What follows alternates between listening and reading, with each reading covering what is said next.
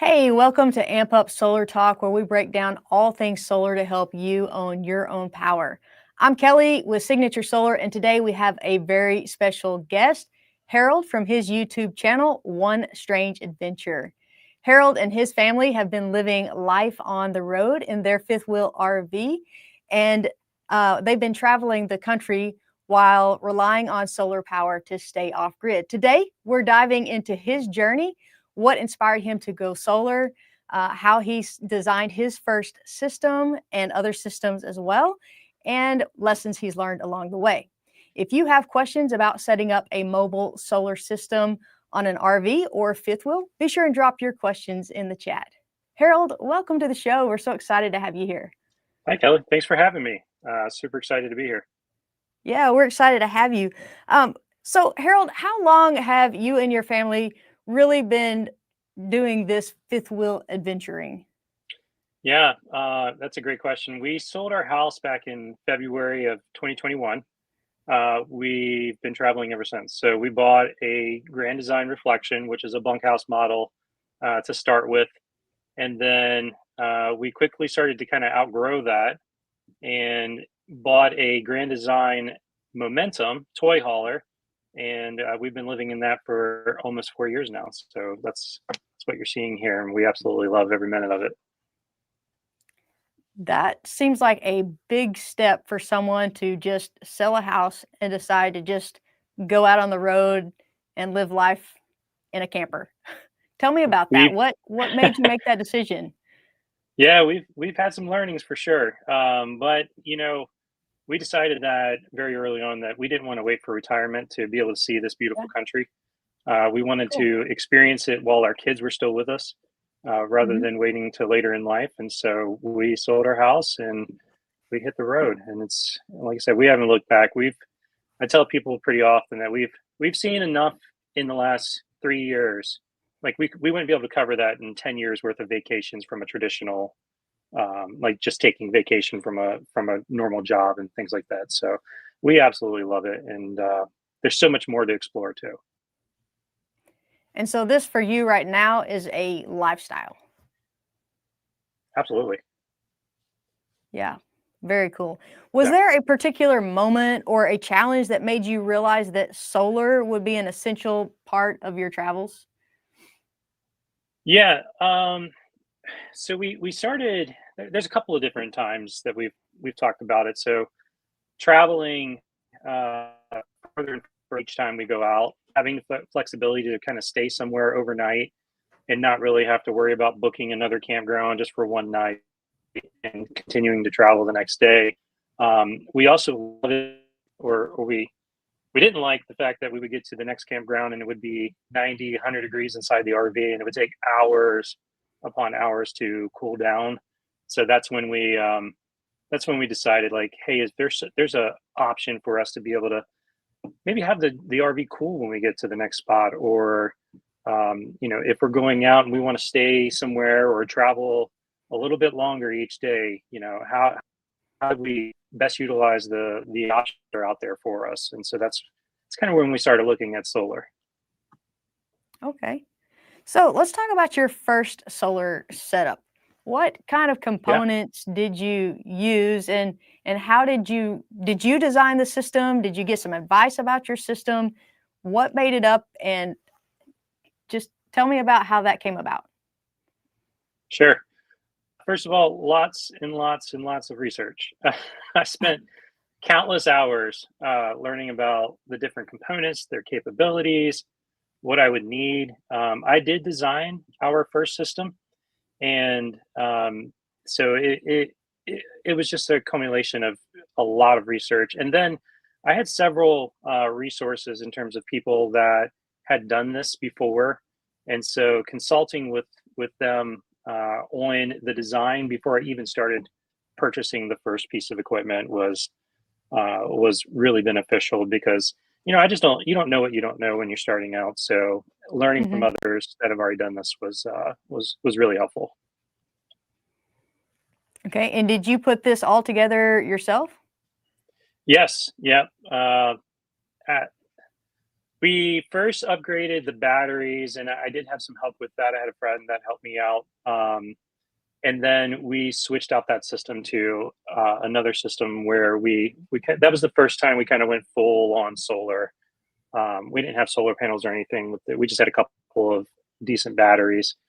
But this time we went full solar, and we were able to get it set up. I had people look again at the diagrams because Hmm. I like to prep before I do any of this. So once I start building, I'm not trying to figure things out on the fly. I like to have all my questions answered before I even get started. Okay, so the first components when you built your first full solar system, what what brands did you go with? What components? Yeah, yeah, that's a great question. We went with Victron to start. Victron offers a lot of great quality products that are on the market. They're also known for having pretty good customer service. So if something came up, you can always call them and ask them questions, things like that. So it was helpful kind of going into this knowing that we would have that type of support. The first full solar system we did, we had four EG4 server rack batteries. And it was a 12-volt system. Hmm. And I think that's pretty important considering we just upgraded. And I know we'll talk about that in a little while, but four EG4 server rack batteries. We had two Victron Multi Plus 2 inverters, which also are chargers, and then two solar chargers, which are the 150 100s by Victron. And we put 2,400 watts of solar on the roof of the RV. What kind of appliances were you able to run with that system? We can run the way I wired it. We can turn on anything in the RV. So if I want to run an AC going down the road, I can do that. Uh-huh. We have a residential refrigerator, and that stays on 24 hours a day now. So regardless if we're plugged into a pedestal or moving down the road, it stays on. It doesn't know the difference, and so we can pretty much run anything. The only caveat to that was with Victron components. So there was a few limitations with that system. Okay. Um, one of the big limitations was the Victron inverters can only handle about 2,400 watts each, and so we had one on each leg of our 50 amp service. We you can easily overload that with an RV that's 45-foot long, several appliances. It's lived in, three ACs on the roof. You can easily go over that 2,400 watts. So we knew we needed something a little bit bigger. And I think the other kind of limitation of that was it was a 12-volt system, so you have to go really big with the wires to accommodate the extra when you're going with heavy loads. So there's some of the big limitations. Now there was some flexibility with that we really liked too. The Victron components recognize if we're on a 50 amp or a 30 amp plug, if it's split phase or single phase, and it can pretty Hmm. much it's pretty flexible in that sense. It can take on pretty much any of those scenarios. And even when we're on 30 amp and had the power assist, so we could kind of make up the difference with our battery system if we didn't have full power available at the pedestal. So it was pretty nice. It's a great flexible system for pretty much any RV. Okay. So before you set up your first system with Victron, one of the questions that I know that people kind of hesitate of for building their first solar system is, I want to do this. I've studied it. It's a lot to take in. I can get some advice, but I just don't know that I'm ready to jump in because I just don't know that I have enough knowledge. What background in electricity or knowledge did you have before you actually decided, okay, I'm going to take this next step and I'm just going to do I I started with no experience. I know that's probably bad to say, but I started with zero experience. I didn't have electrical background or anything like that, other than just trying to normal projects around the house when we lived in a home. Um, it? but it is YouTube University is what I call it. Going on there, learning from what others have done. A lot of times people will post, when they make mistakes and things like that. So learning from people's mistakes too. And then also just making connections in the industry, being Hmm. able to have those guys as a resource has been extremely helpful. And I think the biggest thing is the confidence of just kind of just starting. And you can start small. That's another, I would say, perk of Victron is that everything is separate, so you can continue to add pieces as you're comfortable with it. So that's a really good way to go with, I think, with a beginner system. Okay, well, and that leads us right into a question that we have from Doug Scott Scout.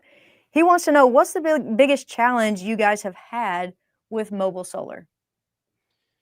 Biggest challenge, um, I think again, just the way we had it set up with, we had two inverters that were 12-volt split phase, and so having only 2,400 watts available per leg uh, limits you to based compared to how you live when you are plugged into a 50 amp service.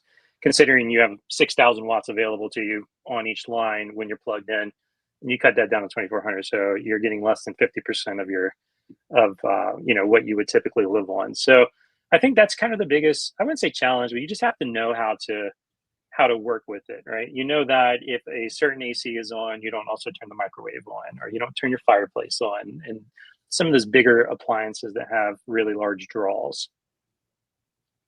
Okay, so I saw that you guys just upgraded your system from the Yeah. 12-volt Victron system to the EG4 6000 XP, which is a 48-volt system. Yes. Is that one of the reasons why you decided to upgrade? And tell me a little bit more about that. Yeah, we've always been curious because I mean, 12 volt again, you have to use for a system this size, you have to use a lot of copper, and with Victron, there's a lot of connection points too, and so it's very appealing to look at a system that has the ability to kind of include all of that in one. So, I mean, it's my transfer switch, it's my inverters, it's my charger, it's my solar chargers, and this is a good this is a good view right now of the previous system and how many wires there actually were, and the amount of copper that I took out of that to be able to install this the EG4 6000 XP, and then just switching from 12 volt to 48 volt. You have a lot of perks there. The wire sizes go down because you're just not pushing as many amps through the cables when even under big loads. So I feel like it's a little more efficient. It's probably a little safer too for the mobile niche. Okay. How long have you been using this 48-volt system now? We've been using it for about a month. It's been amazing so far, especially driving down the road. We're pulling in 1,900 watts out of 2,400 watts available on the roof. I feel like it's really good efficiency.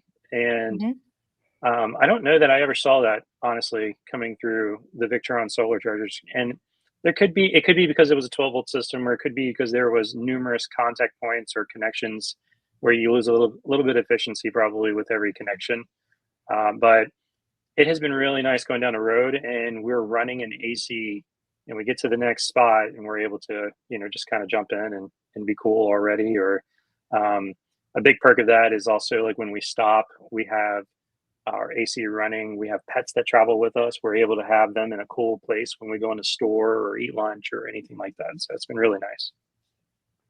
So with this new system, have you faced any unexpected issues or any surprises?